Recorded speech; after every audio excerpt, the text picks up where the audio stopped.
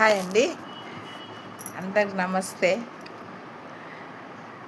నన్ను ఆదరియండి అందరు కలిసి. మీరు యూట్యూబ్ వాళ్ళంతా, నేను కొత్తగా జాయిన్ అయినలా రోజు రోజుకు తగ్గిపోతుంది.